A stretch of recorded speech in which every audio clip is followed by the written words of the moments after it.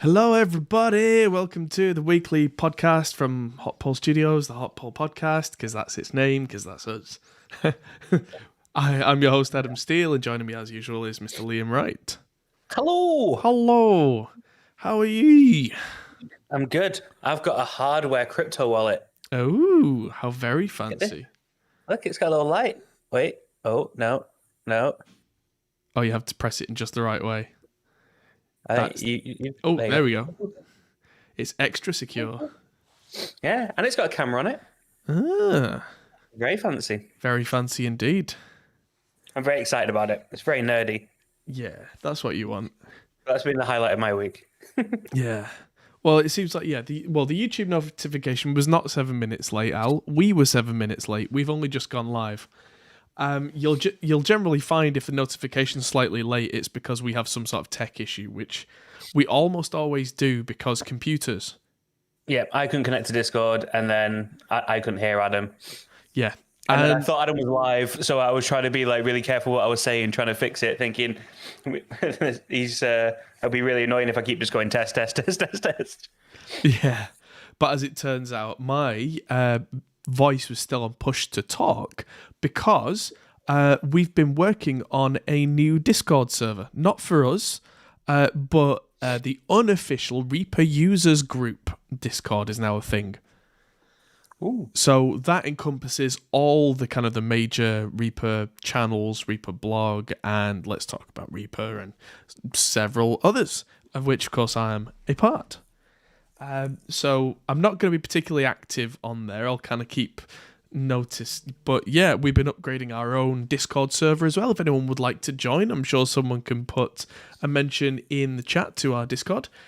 Where we now have a bot, finally, which is my fault, for notifications. Every time we post a video or we post about that we're going to go live, they all go in automatically without me having to do anything, which is really good. Yes. But yeah, indeed. With that, let's roll the intro and then start talking about some of our major topics. Ooh.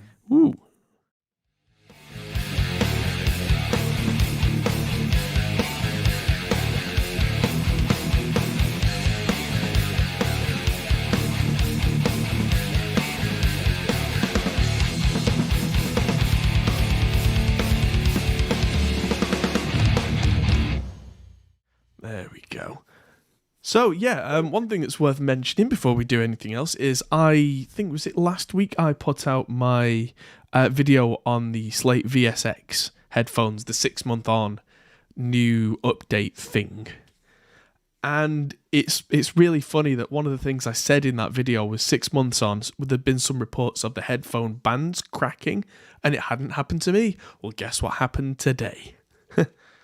Headphone band has cracked, which means that these will be going back to the Slate team and will get replaced probably very quickly, which is fine. I'll just have to dig out the 650s, which should be in that grey box down there, and plug them in and carry on. It just means there's going to be no mixing with the VSX system for a little while, which is annoying, but yeah.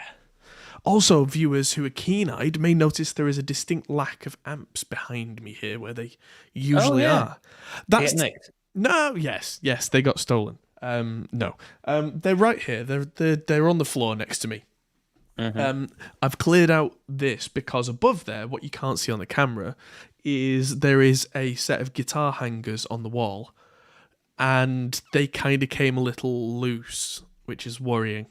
So probably first thing tomorrow morning when I visit nursery, I'm going to get lots and lots of bolts and mount that super securely because I don't want my guitars falling off the wall. Nobody wants that. No.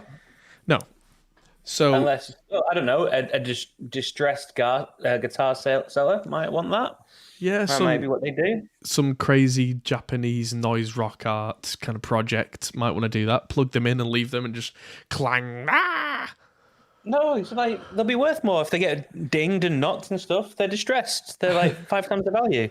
My main jazz bass is already quite thoroughly distressed. Doesn't need any of that like Murphy Labs treatment. I can tell you that right now.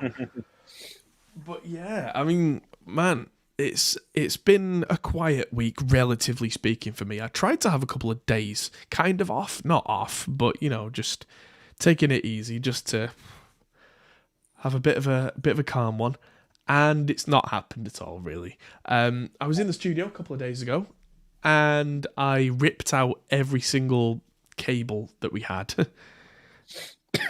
And took out half of the units that were in all the racks and rearranged them in a nice new way with patch bays. Dun, dun, dun.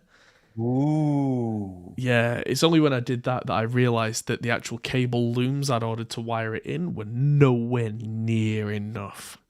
Oh, no. Yeah, so they're now in the mail. And that's good, because that means that hopefully by the weekend I'll be able to wire in everything ever. Turned out 3 patch bays wasn't enough. I needed a 4th one. That's how many cables we have. Yeah. Which at 24 times 8, whatever 24 times 8 is, that's how many patch points I need to wire everything in. Oh, lots. Too many. But yes, I believe that you took a delivery for me earlier today, Mr. Liam. I did. You did, because I got a text about it from DHL, so thank you for that. I got about 20 quid for it on eBay. Sold as a mystery box. Oh, that sucks. But yeah, I wasn't expecting that till at least next week. That's come over from America. That is a lot of Fishman Fluence pickups. So they are awesome, and I'm going to be putting them in this guitar, this lovely Heart guitar, which currently has EMGs, which are the other kind of standard active pickups. There's Seymour Duncan's Blackouts, there's EMGs, and there's Fishman Fluence. And so Ken Susie, the good Mr. Ken Susie, has sent me some Devon Townsend Fluences and some Moderns and another one that I asked for, and I actually can't remember because we organised this back in January, and with stock being what it is because of the everything recently, the thing, it's just come together now. But then typical, it's like you're waiting for the bus and then 3 turn up at once. It's that because now we've been waiting since January to get the stock in. He sends me an email, says here you go, and then the postal company say, right, it's going to be a week and a bit, which from America to the UK you expect. And then they turned up like today, and I'm pretty sure that only happened. I'm pretty sure we only got them in the post a couple of days ago. So yeah, pretty epic. Yeah, you order stuff from Germany from Tom, and it takes a week. You order stuff from America, which is a much further way away, and it's like wizardry. It's bananas. Yeah, so there you go. Marty says Stephen Carpenter or Tosin Abassi signatures. I genuinely can't remember. I am looking at my emails now, but I can't remember. But it will be in the video. And yeah, I'm going to be doing EMG versus Fishman Fluence in the same guitar with a load of different settings. So, and then a separate video that is, well, if you like the Fluence, here's what the different types sound like. So yeah, I might even at some point design another guitar around the sets that I end up with that don't go in greeny. So how difficult is it to change a pickup? Depends. Active pickups, these ones, they're actually really, really easy because they inside you don't solder. They just kind of have a couple of cables that you slide on. All right. So it's like changing a PC part. You just whip it out, slide the other one on, and there you go. So the only pain is having to restring it. Yeah, which is really not that much of a pain, really. Yeah. Because you're supposed to do that regularly anyway. So, and when you have as many guitars in a studio as... do you have a string winder? No, don't like them. Don't use them. Oh, okay. I much prefer doing it by hand. There's a certain tension that you feel when you do it by hand. And if you string your strings properly, you should have almost one turn on there and no more. If you have more turns than one, Think of this. What is metal that's got loads and loads and loads and loads of circles? Spring. A spring. Pink. Yes. You got it in win? one. You got it in What do I one. win? You win an overwound string. Sweet. Yeah, that's what a lot of people don't realize. If you've got essentially a spring on the end of your string, it's going to go out of tune really quickly because you play and it's going to boing around. So you want to really... I'll give you a bit of reverb. Yeah, neither of which is particularly nice. Marty says you have to change the pots with Fishman's. No, you don't. I will be doing that only because there is an extra setting on these Fishman pickups which changes the voice so that you can make them sound different, and the only way to access that is with Fishman's own pots, just because they have extra... Like, you pull it and that changes a thing, but you don't have to do that. Any 25k active pots will work perfectly well. Anyone who tells you otherwise is trying to sell you things. As is the case, generally any company will, as companies do, say, oh, to use our thing, you need our entire system to do it. Because, yeah, there you go, yeah. Oh yeah, Mage says he'll assume that I've sat on my headphones looking at the right side. That's fair. Yeah. This is the side that's broken. These, no, didn't sit on them. I actually, in the last few days, have bought a headphone hanger that goes on the side of my desk where it gently hangs from the top, so there's been no pressure on these at all. Yeah, so Danny says, did I get the full Devon set with the electronics? I think so. I got the Devin Townsend set. I don't know if that's the pickup set or with the electronics. I'm going to find out when I open the box. But yeah, these are 25k pots in here. So, yeah, if you've got a passive guitar, you usually have either 250 or 500k pots, because that's what works well with passive guitars. With actives, it's a different thing. But with this being an EMG guitar, or a guitar with EMGs in it, that's where you can easily switch them.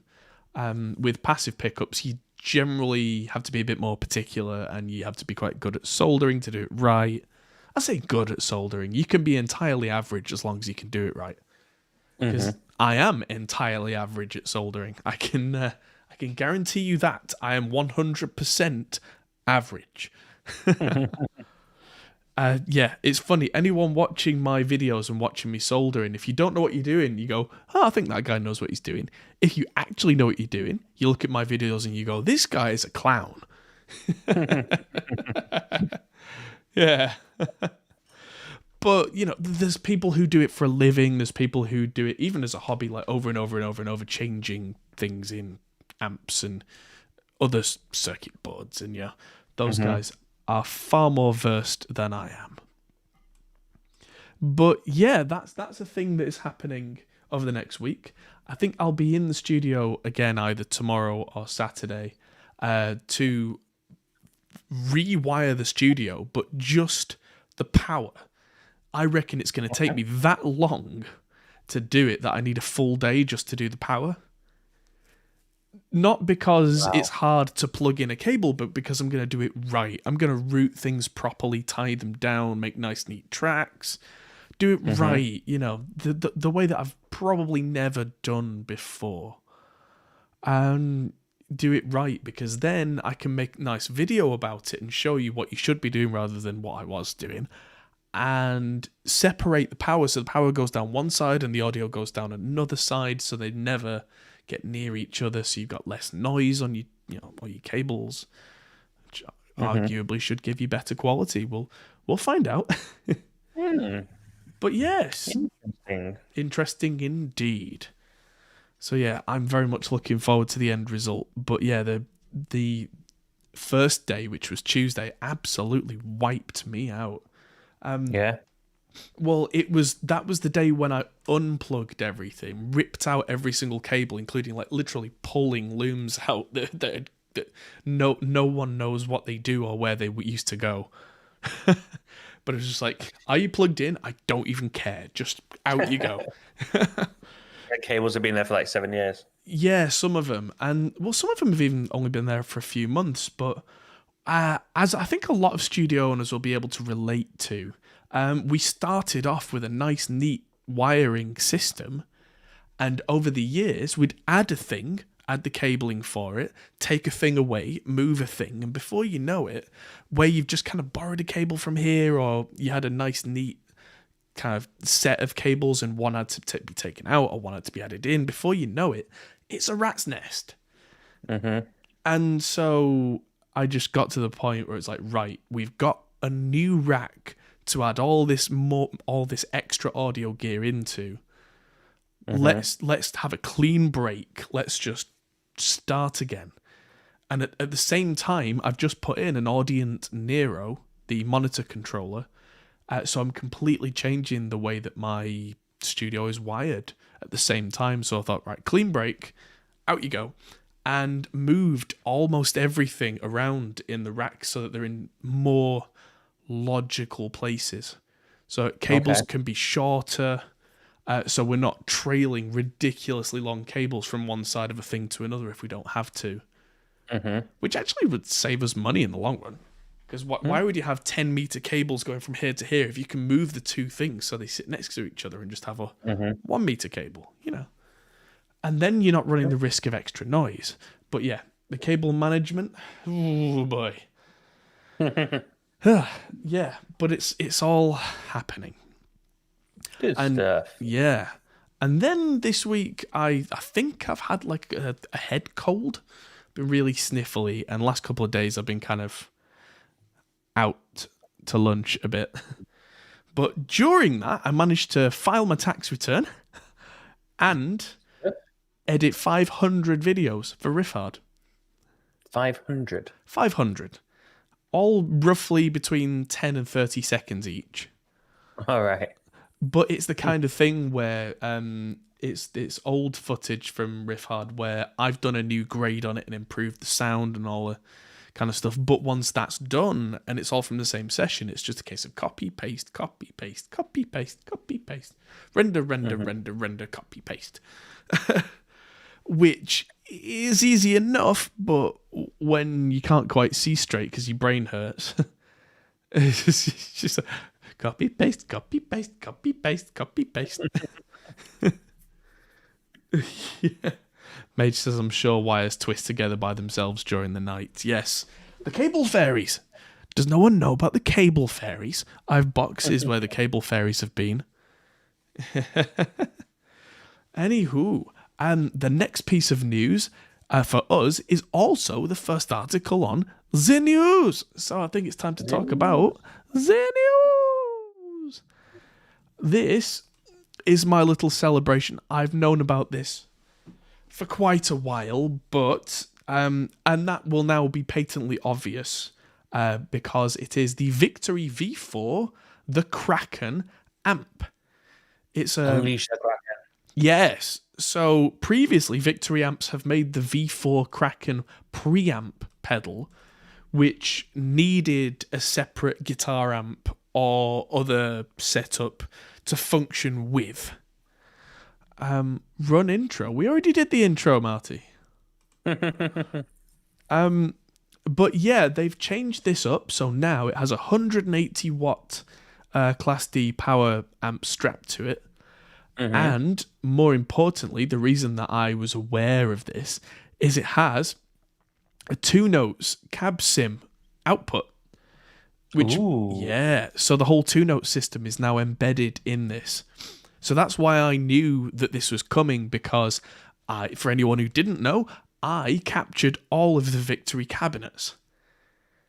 So in the initial conversations that I was having with the guys at Victory while we sorted all this out, this was very much kind of, don't tell anyone but.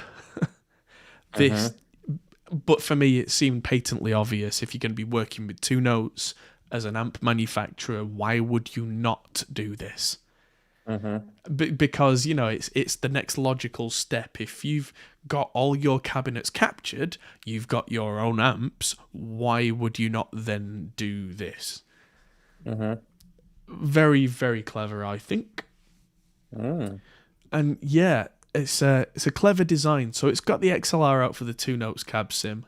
It's also got a line out, so you can send this either balanced to something like a recording interface without the cab sim, which means that you can then change that later, or you could send that out to like a Valve amp if you want to use a Valve amp.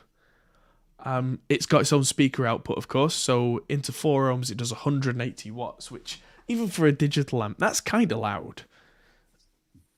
I mean, if you need more volume than that, that's nowhere. A lot of people are going to complain, oh, that's nowhere near the volume of a 100-watt Valve guitar amp. Yes. Who actually runs a 100-watt Valve amp with the volume above 1 without the sound guy screaming at you to turn it down? Be honest with yourselves. Because if that's the kind of person you are, this probably isn't for you anyway. But yeah, it's got a multi-voltage input, so it doesn't matter where you are in the world. You plug this in and it will just work. No switches, no nothing. It just works. It looks like it's got a switch for the fan inside, so if you're playing, you just practicing in your home studio or your bedroom or whatever, you can turn the fan off so it doesn't annoy you. But if you're on a stage and you're absolutely going for it, you can have the fan on so that your stuff stays cool and doesn't get overly hot. And this is clever. If you can see this little jack barrel here, that's a 9-volt output, not an input. That means that you can run guitar pedals straight off this thing without an extra power supply. Ooh. Clever little addition. So if you had this on a pedal board, you could have other guitar pedals like overdrives or that kind of like gates, that kind of thing, and just power them straight off this, which is very clever. I mean, it's 9 volts and 500 milliamps, so it'll run things like drives and maybe something like a digital reverb or a delay if you're lucky, but it's not gonna run a big board.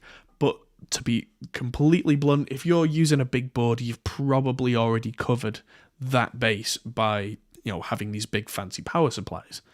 But if you want a small rig with just a couple of pedals and you want to take that out and gig and you don't want to carry too much, you can take this to anywhere in the world because of the multi-voltage thing, and you're done. It's got a switch on the front you can stomp on to make it the high gain or the low gain channels. And that's it. You go. Nice and simple. So there you go. And you can see that the you plug a USB into it and you get the whole 2 Notes torpedo remote thing going on with that cool. Like that little cab there, the Kraken, which that's one of mine. And I love that says Rabia preset 1. So that's Rabia Massad's own preset that he's made with a cab that I made. That's wicked. Yeah. Interesting to see what particular mics he likes, because I was never a fan of the 409. But if it works for him, I'm glad I threw it in there. There you go. But yeah, these retail for £799, $999 or €919, which some people say that's a lot. But it seems like you're getting a lot for the box, though. Exactly. It's not physically large, but it is a loud amp with all Valve preamp, all the 2 Notes stuff. The separate ones are £200+ just for the 2 Notes unit. So, yeah. What speakers does the Kraken cab use? Vintage 30s. The actual Kraken cabinets in the 2 Note system are vintage 30. If you want something else, they'd have 4 different types of Kraken. Sorry, 4 different types of Victory cabinets, which use the vintage 30, Creamback M, Alnico Gold, and G12H Anniversary, which was actually my favourite once I'd done them all. That's the Sheriff cab. So yeah, check those out if that's your thing. But yeah. Stuff. Yeah, on we go. Marty in chat saying, don't forget the 9-volt output for the pedals. You're alright, Marty. Do you need to lie down? I already mentioned that. So, this next news article, this is something I was first alerted to through our Discord, and that is the Baby Audio Smooth Operator. So this is spectral processing. So I use Soothe by Oak Sound quite a bit. Right. And that's quite expensive, but it's very clever where it can take a particular issue in the sound and it can kind of duck it down. So this is very similar, but the price is the killer here. This, instead of things $200 or $300 for Soothe, this is $39 US. Oh, that's a bit less. That's significantly less. That's a bit less.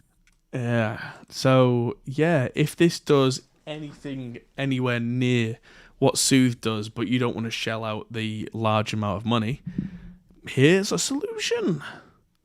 And we like solutions. Yes, we do. Yeah, it looks like there's been quite a few videos on it already, which is really cool. But yeah, you can get it at Plugin Boutique. I'm guessing you can get it from their own website as well. Yeah, Baby Audio.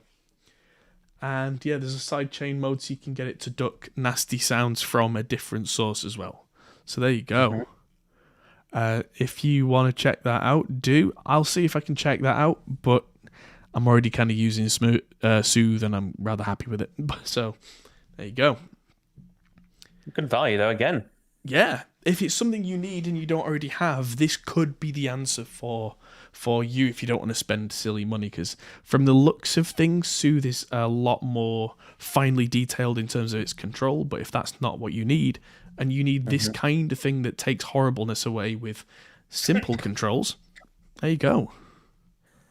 Now, let's look at this. This is an interesting industry piece of news. Sequential circuits, just sequential, I think they're called now, which is Dave Smith's company. We've talked about Dave Smith on the podcast several times.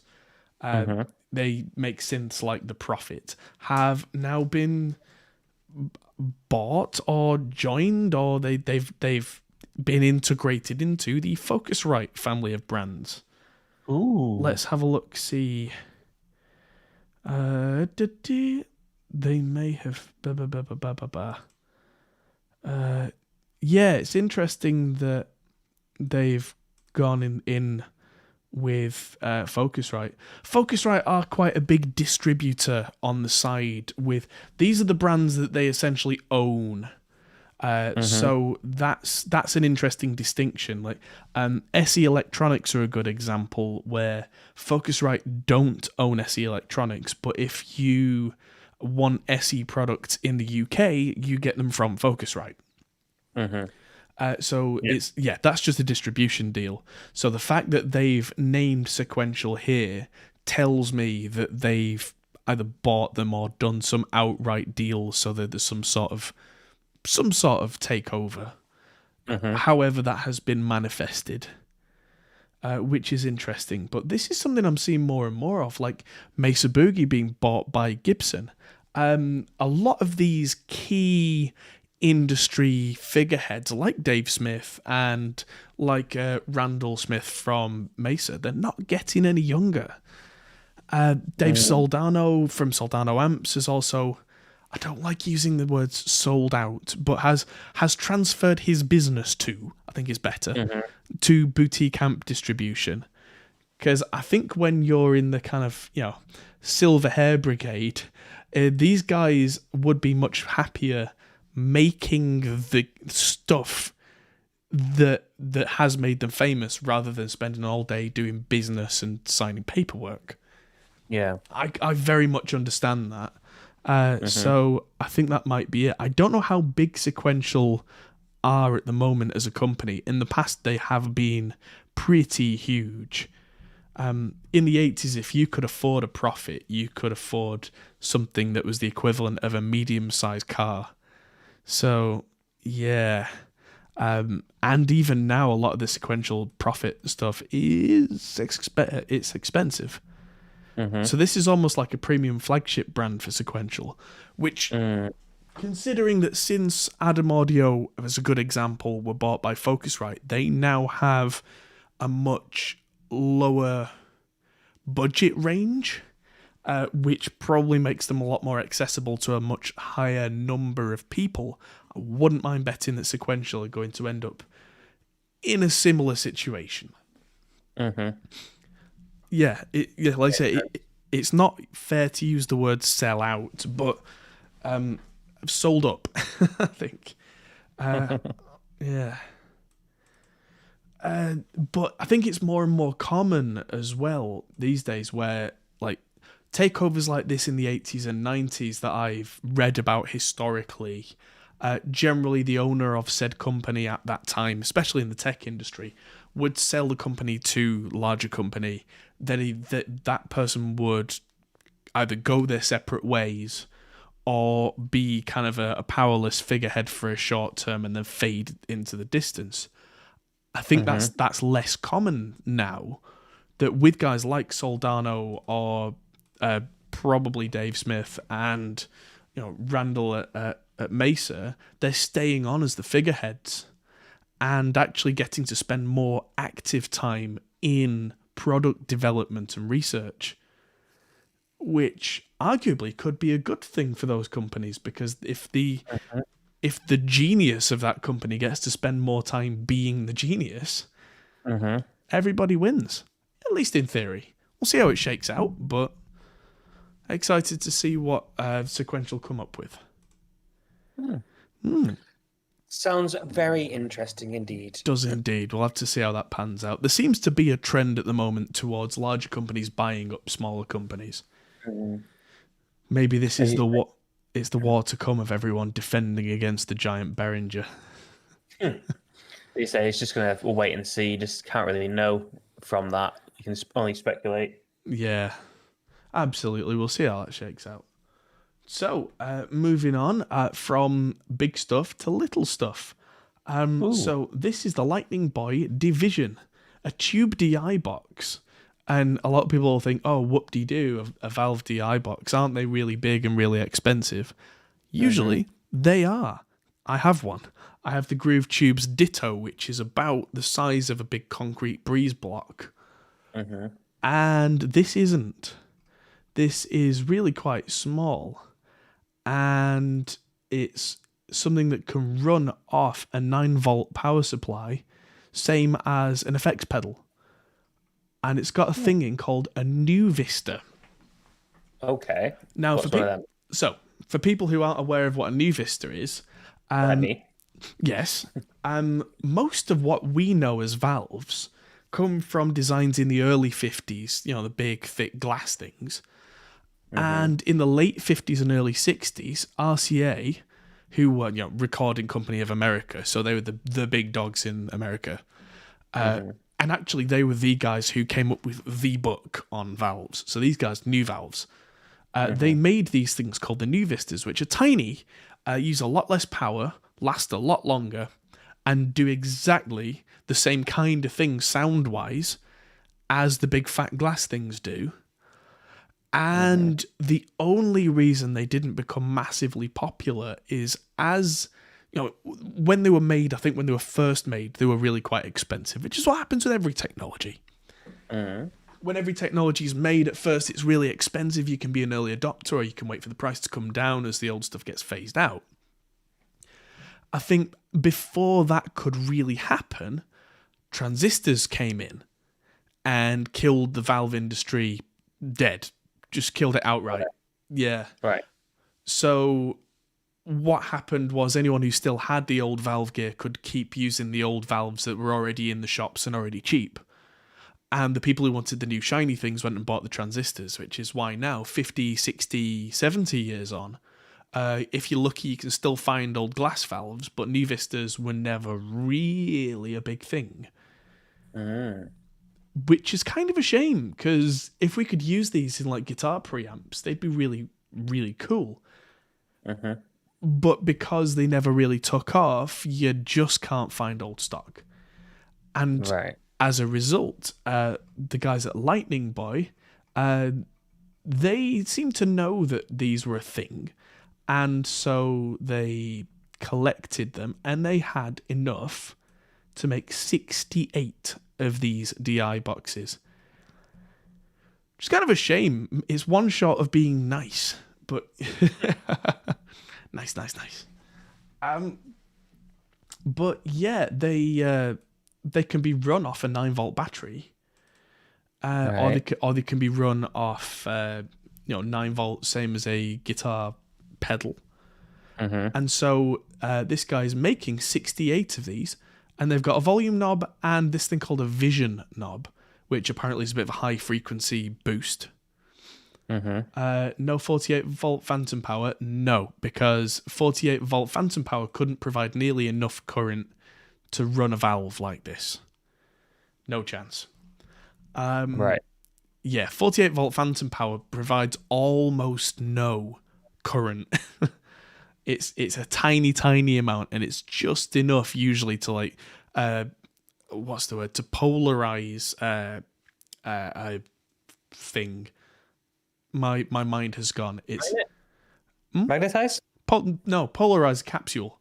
Kind of like magnetize, but just electronic rather than magnetic. There are things you can run off phantom power, but not very much in the way of power. This does require a lot more power than that, but it doesn't need like a special power supply or a 240 volt or 120 volt mains power supply. Now, I'm really excited by the idea of this, and so I had a bit of a rush of blood to the head earlier, and I ordered one. So, yeah. So, now there are 67 available, and if you want yours, you'll have to go to Lightning Boy's website and get yours. Proper geeky thing, this, isn't it? It really is. But now, like, I can do a video on this because I have a full-size Valve DI box. I'm going to have this. I'm going to have active solid-state DI boxes and passive DI boxes that have no power supply at all. And I'll be able to see if there's any actual difference. I mean, if not, I've got a cool thing. But if there is, we'll find out. So, yeah, interesting, and we'll see what that does in the future. So, there we go. So if this thing, so it does have one of these in. Yes. Yeah, but if that breaks, that's it. It's done. No, you can take it out and you can find a replacement. So you can get replacements of them. Yeah, they're just not nearly as common as the glass valves. Right. It's the kind of thing where I'd probably be looking for a couple of weeks to find one, whereas glass valves, I can go to websites right now and buy 50. Does it make sense maybe to start looking for some and having a replacement in? Probably. I mean, they're known for having a very, very long shelf life, apparently. But it may be definitely worth having a spare. Yeah, one or two. Yeah. Put them in the cupboard. Why not? They're hard to find. If it doesn't break for 5 years and they're hard to find now, you could find they're impossible in 5 years' time. Yeah, good point. So yeah, I will have a look and I'll get one of these little boxes probably and have it sat on a shelf. This is definitely not something that I'll be doing a video on tube swapping. No. But yeah, so moving on. Avantone, who are known for some of their more out there designs. I think they made the Chris Lord Algae, basically Yamaha NS10 copy. And they've also made the little grot box. Have now made the Gauss 7 reference monitor, which looks really cool. It's got modern specs. Looks like it's kind of like an active NS10. But they're bringing back the Gauss brand with the introduction of the Gauss 7 reference monitor. Apparently, it's not trying to be an exact replica of any particular vintage speaker. Uses modern concepts, and it's biamp design like a lot of modern monitors are. But I think it's the idea of this is that it's going to give a general-ish kind of NS10 type sound-ish, but without claiming to be an exact replica, which means they can get away with it having a bit more bass or a more extended high end, or. But it's not trying to be a super, ultra linear, ultra modern monitor, which is cool. So yeah, there you go. Gauss 7, $800 or €800 for a pair, which is a decent price for a pair, I'm guessing. It's all active, and it looks like the frequency response says they go down to 30 hertz, which an NS10 very definitely does not do. No. NS10s, you're lucky if you get 100 hertz. They kind of honk. Yes, there you go. Moving on. This caught my eye. The Hornet Multi-Freaks. This is a spectrum analyzer plugin. Whoop-de-doo. Right. Just kind of shows you how much bass or treble you've got. But you can have up to 28 tracks overlaid in the same view at once. Now, I don't know why 28, why not 32 or 24 or some nice number multiple of, So is this what you'd use to check an album, or? Maybe. This is the kind of thing, I mean, you might use this live, or you might use this, when you're watching the frequencies, when you're playing back a whole track and trying to see if, maybe if there's one particular instrument that's standing out that you don't want it to, and you can see exactly where its particular colour stands out. Maybe. And then you can turn them all on and off and that kind of thing. It seems kind of cool. It's €15, so it's the kind of thing where if this seems like a useful tool to you, it's not going to break the bank. I'm trying to think. There are plugins from iZotope that don't exactly do this thing, but do something a little bit similar. But the iZotope stuff is generally much more expensive, and the Elements versions of iZotope stuff don't do anything this clever.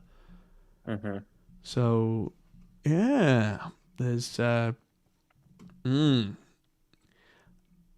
if you can colorize it, so if the red color comes out in the wrong place, you could say, the kick drum's coming out in this.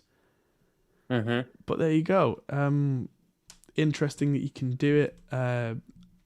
Apparently you can do mid and side display, some different buttons. There's a conflict button, so I'm guessing you can see where frequencies overlap that you don't want. Seems kind of cool. There you go. Interesting. Yes. And finally, the old website Muff Wiggler, which has been going a long time and has a very similar silly name, has finally become Mod Wiggler.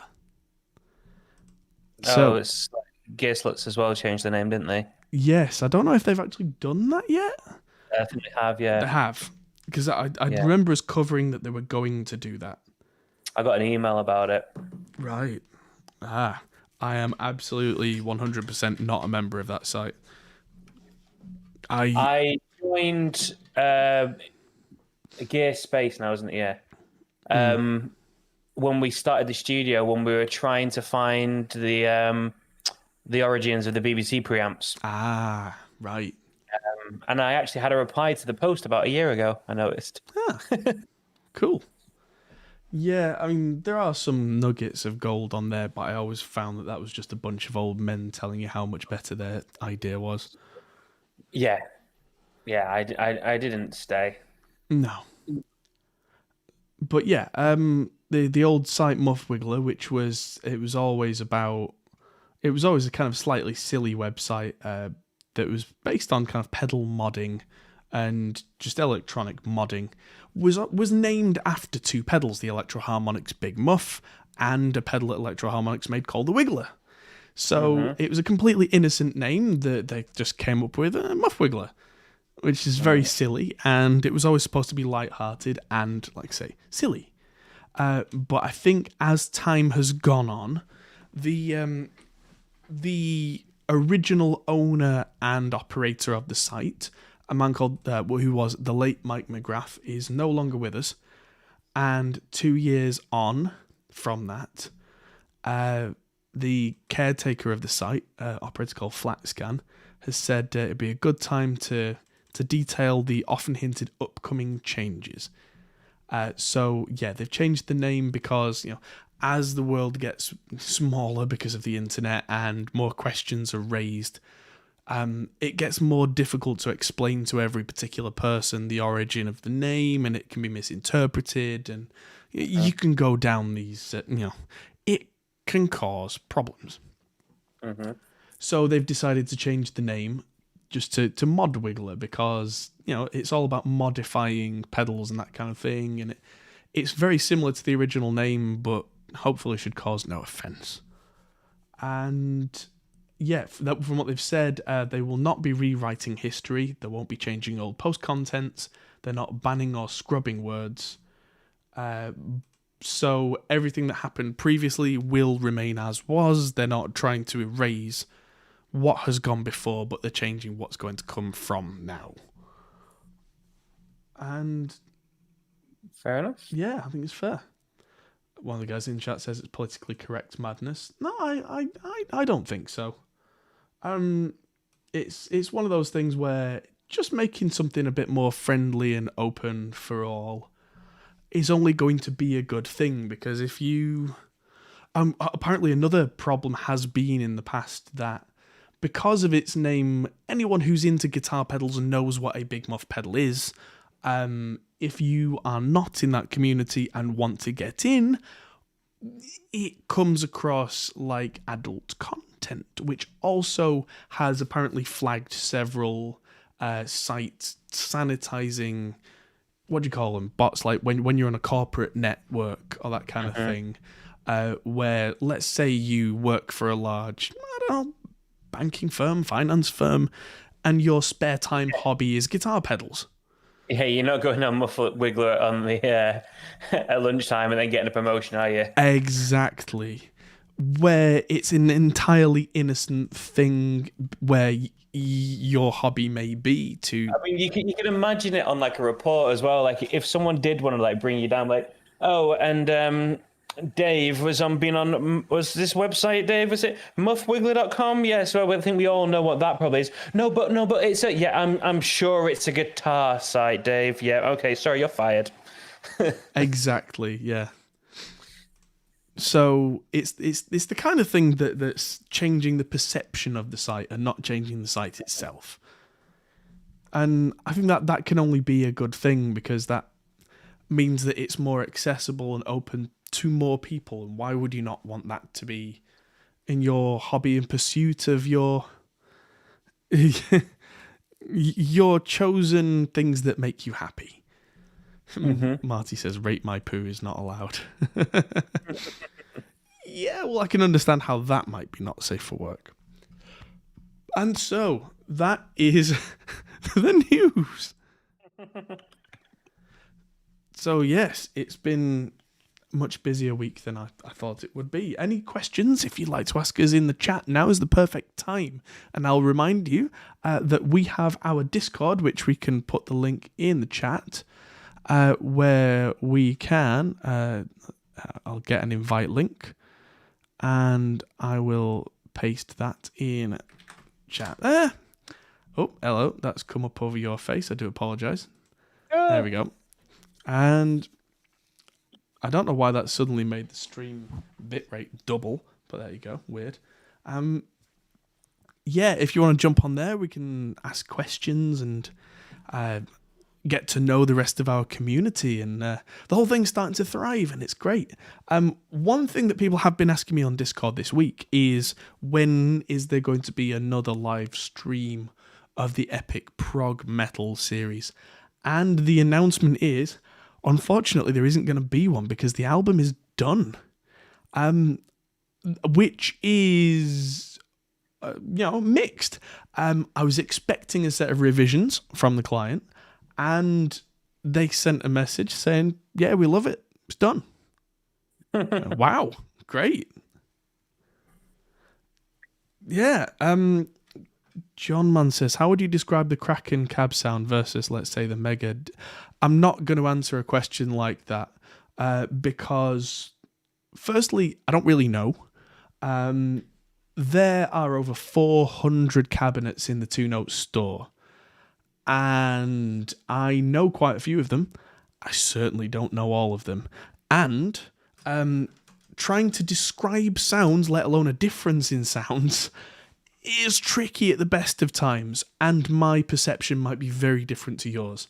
All I can suggest is grab a copy of Two Notes Wall of Sound, which it doesn't cost you anything to use it, and they have a function on there called La Boutique, which is their online store, and you can actually try different cabinets back to back without paying for them. You can just give them a shot, and you can tell yourself what the difference in sound is between one and another, which will be far more informative than me attempting to use superlatives.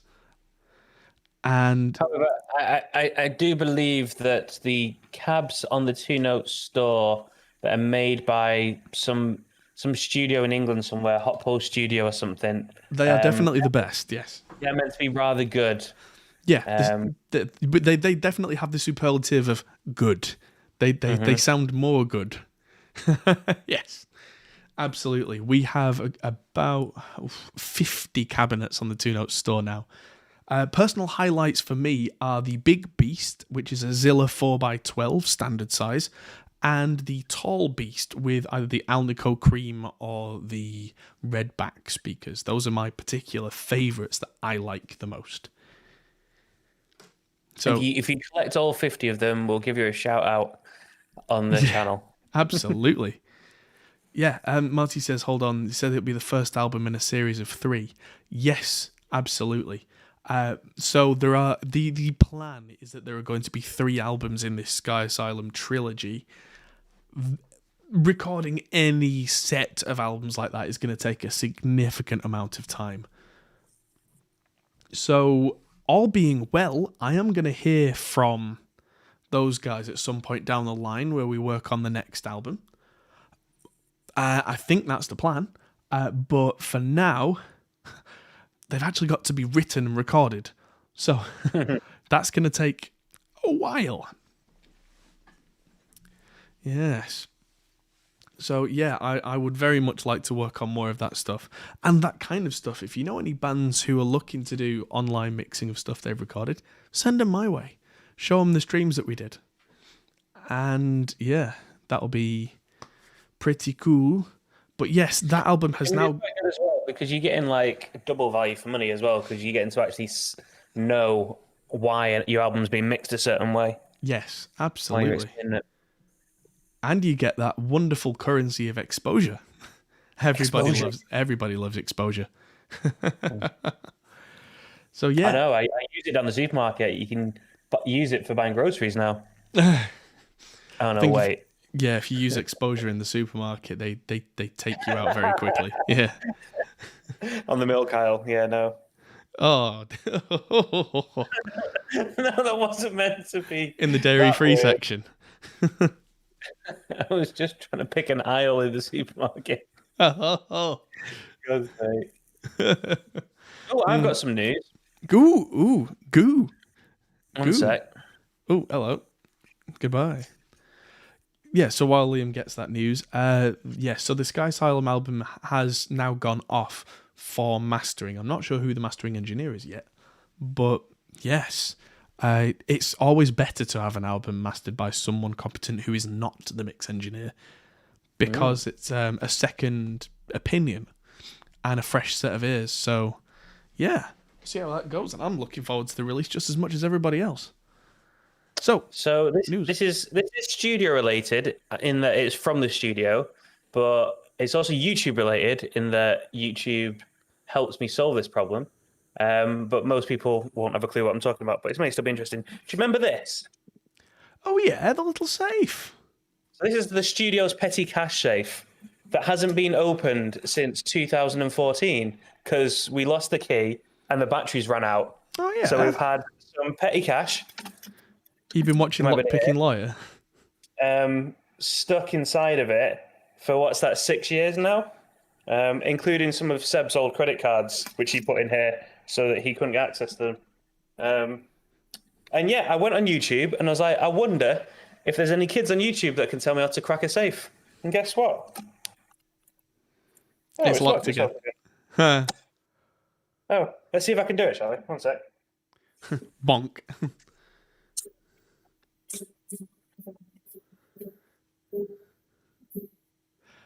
That's the benefits of RTX noise, everybody. Yeah. Well, that's just ruined the whole thing now. Of course that would happen. Well, I can prove it because I've got Seb's... Show the wrong side of them. Seb's credit cards here. Hey. Yeah, you bang it on top. And if you do it in the right place, which took me about 5 minutes last time, I'm not going to bother now because it makes a lot of noise. They just swing it open. So I watched like 4 different videos on cracking a safe, and some 12-year-old kid taught me how to do it. Huh. Was there anything of use in there? There was €10, and there's a load of petty cash change that we can use, but I'll have to crack it again. Nobody uses cash these days. That's the worst bit. I know, But yeah, right? good to know. Bonk, bonk. I think you're in danger of cracking the camera before this in the safe, but... No, Pooninja, you cannot see those cards again. Still haven't found the hard drive worth 100 grand. We're still looking. I've searched every hard drive I have for a Bitcoin wallet. I think I've officially uncracked it. As in, it can never be cracked now. Ah. Because I'm actually kind of confused as to how it's locked again, because I still don't have the key. I'm so confused. Yeah, no, that Doge drive is gone. And the worst thing about it is, even if we do find it, there's no way we don't remember what the passphrase was. If I did it, I probably do remember what the password is, but... No, I think we did. No, because it's not a password. It's a passphrase, yeah. Yeah. And I remember most of our passphrases because I'm a nerd. But yeah, I'm not going to say them on stream because that's a bigger security risk than anything.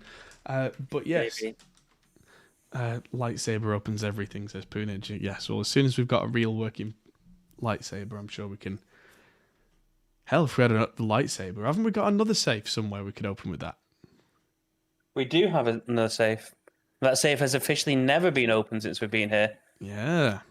A lightsaber. We've got no idea. And it's a big old safe that, like, in one of the end rooms, there is a giant, like, what? It's like 3 foot safe, like proper, like, cash safe. Never known what's in it. No. There was a code on the wall that we thought was it, but like, we must have spent hours trying to crack that safe, didn't we? Yeah. Just like doing the dial and trying. But no. Yeah. There'll be someone out there who knows exactly how to do that. It could have gold in it. Probably not, but yeah, you never know. Might have some Dogecoin. Yeah. Poonage says plasma cutters as close as you can get. Yeah, we'll just get a plasma cutter and just melt the safe. But yeah. Right. Any questions? We've seen a few questions, but yeah, I think that's it for this week. Oh, hello. Marty says, can I stop by to crack it? It's somewhat of a hobby. Oh. I stopped by to crack it. Oh. You know, I did crack it. Oh, the other one, the one with the dials, yeah. The big one. If you're ever in the UK, we'll split whatever's inside it with you, 50-50. It's most likely an old tuna sandwich, but... Truck stop sandwich from Futurama. Yeah. Wozes. But yeah. Oh, man. Right, so this weekend I'll be back in the studio doing the power, like I said, for the wiring. And then when the rest of the audio cables arrive, then I'll be doing the rest of that. And that'll be 3 days of sweat. And that'll be what nobody sees and nobody apart from us audio nerds appreciates at all. Be like, spent 3 days wiring that. And they'll be like, uh-huh. You should stream it. Cool. That's not a bad idea, actually.